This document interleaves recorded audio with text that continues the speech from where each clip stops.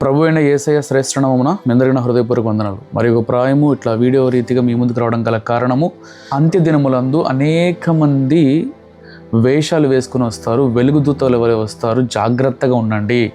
అనేక మంది తోడేళ్ళు అయ్యుండి గొర్రె చర్మం కప్పుకొని వస్తాయి, వాటి అందు జాగ్రత్తగా ఉండండి. ఎవరిని పడితే వాళ్ళని నమ్మొద్దు, ఎలా పడితే అలా విశ్వసించొద్దు అని స్పష్టంగా చాలా క్లియర్గా యేసు ప్రభు వారు పరిశుద్ధ గ్రంథంలో రాయించారు. అయినప్పటికీ కూడా చాలామంది సేవకులము లేకపోతే కాపరులము అని చెప్పుకుంటూ తోడేళ్ల రూపంలో గొర్రె చర్మము కప్పుకొని సేవ చేస్తున్న వారు ఉన్నారు. అందులో ఇప్పుడు చూసే వీడియోలో ఉన్న కాపరి కూడా ఒకరాంటి తోడేళ్ళే, గొర్రె చర్మం కప్పుకున్న తోడేళ్ళు. ఎందుకు చెప్తున్న ఈ మాట అనేది మీరు ఒకసారి వీడియో చూడండి. నా బాధ ఏంటి అని అంటే, ఇలాంటి తోడేళ్ళు మన సమాజంలో చాలా ఉన్నాయి. అయితే నా ఇంటెన్షన్, నా బాధ ఏంటంటే, అనేక మంది అమాయకపు క్రైస్తవులు మోసపోతున్నారు. అట్ ద సేమ్ టైం యేసయ్య నామము అన్యుల మధ్య అవమానపరచబడుతుంది. ఇలాంటి వారి వల్ల దూషణపరచబడుతుంది, ఇలాంటి వారి వల్ల ట్రోల్ చేయబడుతుంది, ఇలాంటి వారి వల్ల. అందుకే నా హృదయ ఆవేదన బాధతో ఈ వీడియో చేయాల్సి వస్తుంది. ఒకసారి ఈ వీడియో చూద్దాం. ఈ వీడియో చూసిన తర్వాత ఇందులో ఉన్న తోడేలు మరి ఏ రీతిగా అక్కడ ఉన్న విశ్వాసులు లేకపోతే నూతనంగా ఆ సంఘానికి లేకపోతే ప్రభు దగ్గరికి వస్తున్న వాళ్ళ దగ్గర నుంచి జలగలగా రక్తం తాగుతున్నాడో I will try to show you. శాంతమును పట్టుకోండి, శాంతమును పట్టుకోండి. జాతమ్మా, శాంతమ్మా, జాత పెద్దయినా ఇవంతా ఓకే కదా? ఓకే, పడుకో. ఆమె శాంతమ్మ లేవు, ఇక పడిపోయింది. పడుకునే ఉంటారేంటమ్మ ఇక్కడికి వచ్చి. నువ్వు ఎలా సేవకుడు అయ్యావురా నాయన, నాకు అర్థం కాదు. నిన్ను ఎవరు అసలు సేవకుడు అంతమంది పాపం ఎందుకు నిన్ను వెంబడిస్తున్నారో నాకు అర్థం కాని విషయం. వాళ్ళు ఏమన్నా సంతలో పశువులు అనుకుంటున్నావా? ఫిల్ ద అంటున్నావు. ఎలా సేవకులుగా వస్తున్నారు మీరంతా? ఎలా మిమ్మల్ని సేవకులుగా అక్కడున్న అమాయకులందరూ పాపం ఎలా మిమ్మల్ని వెంబడిస్తూ ఉన్నారు?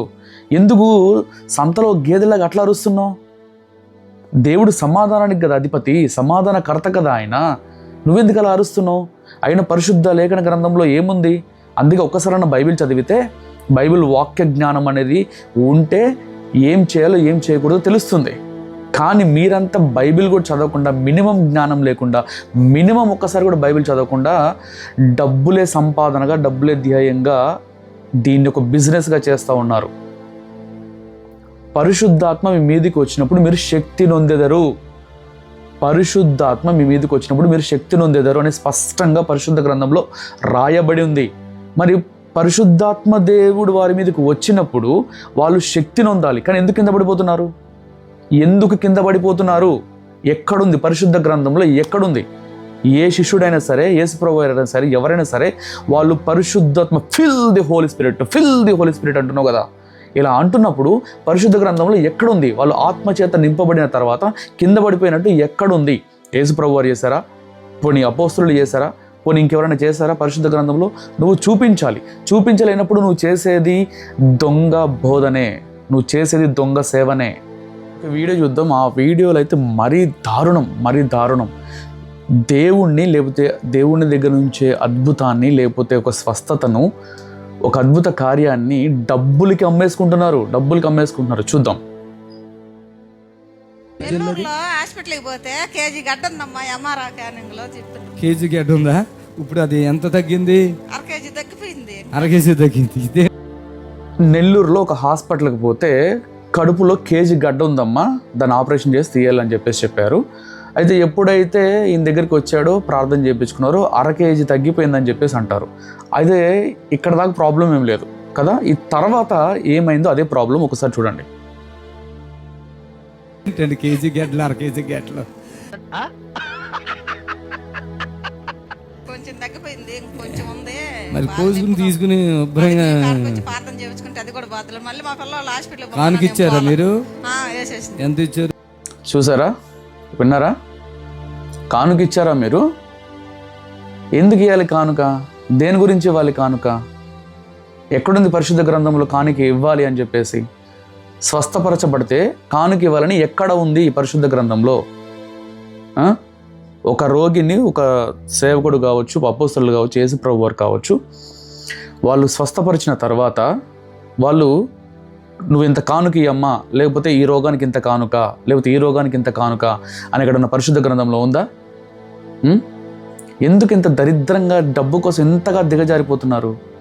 దేవుని పరిశుద్ధ గ్రంథంలో ఏముంది? ఒకడు దేవునికి నీ సిరికి నీ దాసుడుగా ఉండనేరడని ఉంది కదా. మీరందరూ ఇంత డబ్బుకి ఇంత పిచ్చి పట్టిపోయినారు ఎందుకు? ఇది మిమ్మల్ని బట్టే కదా అనేక మంది ట్రోల్ చేస్తున్నారు యేసుప్రభు వారిని, అనేక మంది క్రైస్తవులు అంటే చీప్గా చూస్తున్నారు. మీలాంటి వాళ్ళని బట్టే కదా.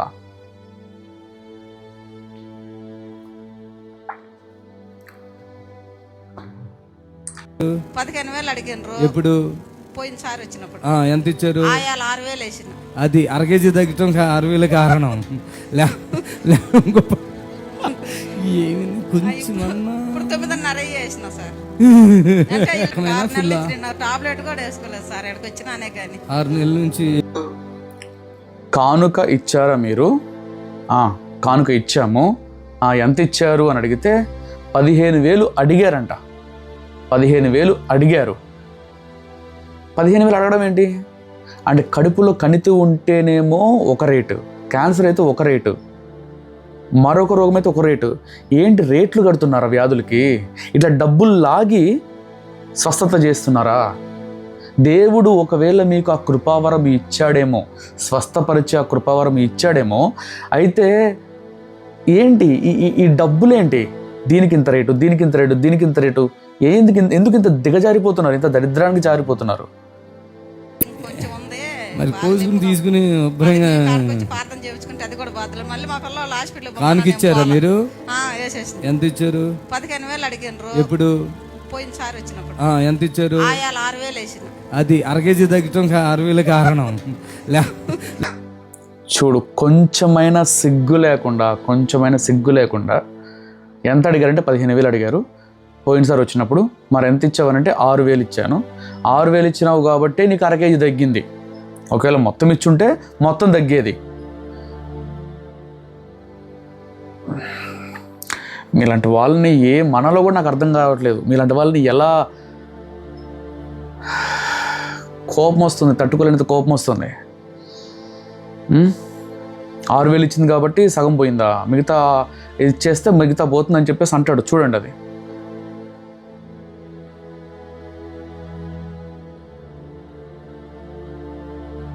పోయినసారి వచ్చినప్పుడు.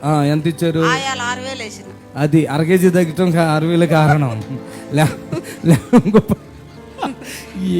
కొంచెం ఇప్పుడు 9,500 వేసిన సార్. టాబ్లెట్ ఇప్పుడు రెండోసారి 9,500 వేసాను సార్ నేను, కాబట్టి టాబ్లెట్ కూడా వేసుకోలేదు, తగ్గిపోయింది అని చెప్తే అని అవుతున్నాడు. మేక హీల్ ఇచ్చినాడు. కొంచెమన్నా సిగ్గనేది లేకుండా, అరే ఓపెన్గా ప్రేయర్ జరుగుతూ ఉంది. అక్కడ అందరూ ఉన్నారు. వాళ్ళందరి ముందు సిగ్గు లేకుండా మైకు పెట్టి 6,000 ఇచ్చావు కాబట్టి సగం పోయింది, మొత్తం ఇచ్చుంటే మొత్తం పోయేది. వ్యాపారం చేస్తున్నారేంట్రా బాబు? ఇంత చండాలంగా, ఇంత దరిద్రంగా తయారయ్యారు. ఎవడు మిమ్మల్ని సేవకులు అంటుంది? ఎవరు మిమ్మల్ని కాపర్లుగా చేసింది? నిజంగా దేవుడు పిలిస్తేనే వచ్చిన వాళ్ళ మీరంతా? దేవుని పిలుపు నిజంగా ఉందా మీ అందరికీ? కూడా వేసుకోలేదు సార్. ఎక్కడికి వచ్చినానే కానీ 6 నెలల నుంచి వేసుకోలే. ఈ మనిషి అంతా ఎలా ఉందో చూడ. 6 నెలల క్రితం వచ్చిందంట. ఇది అర్ర చేసుకుందంట, అరకేజీ తగ్గిందంట. ఇంకొక అరకేజీ ఉంటే అది ఇప్పుడు తగ్గించుకుంటాకు వచ్చింది. అంటే ఆవిడకి విశ్వాసం ఉంది, కానీ డబ్బులు ప్రాబ్లం. దేవా, విశ్వాసం ఉంది కానీ ఆర్థికంగా డబ్బులు లేవు. కాబట్టి డబ్బులు ఉంటేనే స్వస్థత వస్తుంది, డబ్బులు ఇస్తేనే సంపూర్ణ స్వస్థత జరుగుతుంది. నీలాంటి నిష్ఠ దరిద్రులు ఉన్నారు కాబట్టే యేసయ్యనన్నా క్రైస్తవ్యానన్నా చాలామంది ట్రోల్ చేస్తూ, రే చూడండి రే, మీరేమో శాంతి అంటారు, అదంటారు, ఇదంటారు, మీ వాళ్ళు ఏం చేస్తున్నారు చూడండి రా అని. దయచేసి చెప్తున్నా, ఆ సంఘానికి వెళ్తున్న వాళ్ళు ఎవరైనా సరే ఈ వీడియో చూస్తే, లేకపోతే ఆ సంఘాన్ని నడిపిస్తున్న వాళ్ళు ఎవరన్నా మీకు తెలుసుంటే దయచేసి ఈ వీడియో వాళ్ళకి చేరేలాగా చేయండి. యేసు ప్రభువారు ఎలాంటి ధనాన్ని కోరి ఏ స్వస్థతను చెయ్యడు. ఆయన దగ్గరికి యథార్థమైన హృదయంతో వస్తే సరిపోతుంది. నువ్వు ఇన్ని డబ్బులు ఇస్తేనే స్వస్థత జరుగుతుంది, సగం ఇస్తే జరుగుతుంది, సగం ఇవ్వకపోతే జరగదు, ఇలా ఎక్కడా పరిశుద్ధ గ్రంథంలో లేనే లేదు. ఒక చిన్న మాట, రాజుల 2వ గ్రంథము 5వ అధ్యాయంలో ఒక నయమాను అనే తెల్ల కుష్టి రోగం అతను ఎలీషా అనే ఒక దైవజనుడి దగ్గరికి వస్తాడు. ఆ దైవజనుడి దగ్గరికి వచ్చిన తర్వాత యోర్ధానుకు వెళ్ళి 7 సార్లు నువ్వు మునుగు, నీకున్న రోగం పోతుందని చెప్తాడు. చెప్పిన తర్వాత నేను మునగాల, మా దగ్గర ఇంకా మంచి మంచి నదులు ఉన్నాయి అని చెప్పినప్పుడు కోపగించుకొని వెళ్ళే క్రమంలో తన దగ్గర ఉన్న సేవకుడు ఏం చేస్తాడంటే, అయ్యా ఇది కాకుండా మరి ఏది చెప్పినా నువ్వు చేస్తావు కదా, దానికంటే ఇది మంచిదే కదా, చేస్తే వచ్చి నష్టం ఏంటి అని చెప్పినప్పుడు ఆ సేవకుని మాట విని ఈ నయమాను వెళ్ళి యోర్ధాను నదిలో 7 సార్లు మునుగుతాడు. ఈ 7 సార్లు సంపూర్ణంగా మునిగినప్పుడు తన పాత చర్మము కంటే ఇంకా శ్రేష్టమైన మంచి చర్మం తనకు వచ్చినప్పుడు తను ప్రభువుని స్తుతిస్తూ ఆరాధిస్తూ మారు మనసు పొంది ఆ దైవ సేవకుడి దగ్గరికి వచ్చి, అయ్యా మీరు నాకు చాలా మంచి కార్యం చేశారు, చాలా అద్భుతం చేశారు, నేను ఇన్ని రోజులు అనేకమైన దేవతా దేవుల్ని పూజించాను, ఆరాధించాను, కానీ ఈయనే నిజమైన దేవుడు, ఈయన మాత్రమే నిజమైన దేవుడు అని చెప్పి మారు మనసు పొందుతాడు. పొందడం మాత్రమే కాదు, అయ్యా నేను చాలా గిఫ్ట్స్ తెచ్చాను, చాలా బహుమతులు తెచ్చాను, దయచేసి వాటిని మీరు తీసుకోండి, దయచేసి వాటిని మీరు తీసుకోండి అని బ్రతిమలాడతాడు. ఎలీషా గారు వాటిల్లో ఒక్కటి కూడా ముట్టుకోలేదు. నాకొద్దు, నాకు అవసరం లేదు. ఎలీషా గారు కావాలనుకుంటే ఎలీషా గారు తీసుకోలేరా? ఆయన ఇచ్చిన ధనము, బంగారము, వెండి ఇవన్నీ తీసుకోలేడా? ఆ ప్రభువు నువ్వు ఇచ్చినందుకు వందనాలు ప్రభు అని ప్రభువుని మహిమపరచలేడా? కానీ ఎలీషా గారు ఒక్కటి కూడా ముట్టుకోలేదు. నాకు వద్దు అంటే వద్దు అంతే. ఎందుకంటే ప్రభువు ఇచ్చాడు, ప్రభువు చేశాడు కార్యము, నేనెవరిని తీసుకోవడానికి. ఎంతమంది ఉన్నారు ఇలాంటి సేవకులు ఈ రోజుల్లో? ఒకవేళ కృతజ్ఞతగా ఒకసారి స్వస్థపరచబడిన తర్వాత వాళ్ళకి ఒక కార్యం జరిగినప్పుడు ఏదైనా వాళ్ళ ఇష్టపూర్వకంగా ఏమన్నా ఇస్తే దాన్ని తీసుకోండి, అంతేగాని నువ్వు ఎంత ఇవ్వాలి, ఎంత డిమాండ్ చేయడం ఏంటి? ఎక్కడి నుంచి వచ్చిన దరిద్రం ఇదంతా? మీరందరూ దేవునికి దాసులు కాదు, సిరికి దాసులు, సాతానికి దాసులు. ఎందుకంటే డబ్బు పిచ్చి వాడికే ఉంటుంది. ఒకటి ఈ లోకమునంతా సంపాదించుకొని తన ప్రాణము పోగొట్టుకునే ఎడల వాడికి ఏంటి లాభం అనుంది ఆయన వాక్యంలో.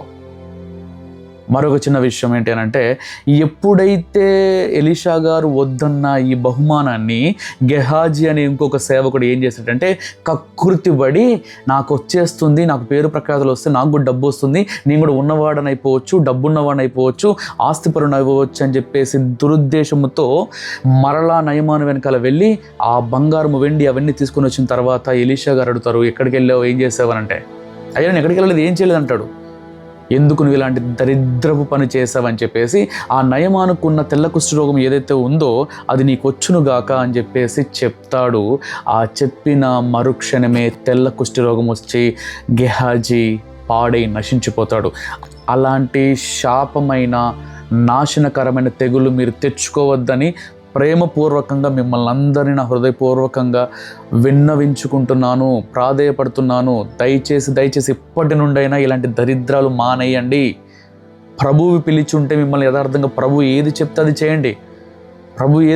చేయండి. అంతేగాని మీకు ఏది తోస్తే చేసి దీనికి ఇంత డబ్బు అని కూడబెట్టుకున్నారంటే ఏదో ఒక రోజు నాశనమైపోతారు. జాగ్రత్త.